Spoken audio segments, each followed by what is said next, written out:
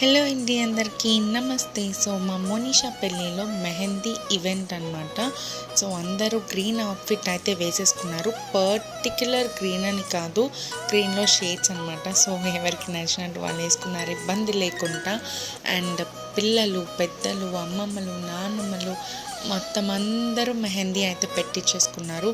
మేమైతే event attend కాలేకపోయాము because శ్రేయాంశికి అంత బాగాలేదు ఆ టైంలో. బట్ నేను తనకి అవుట్ఫిట్ అయితే తీసాను, మీ అందరికీ ఆల్రెడీ చూపించాను కూడా కదా.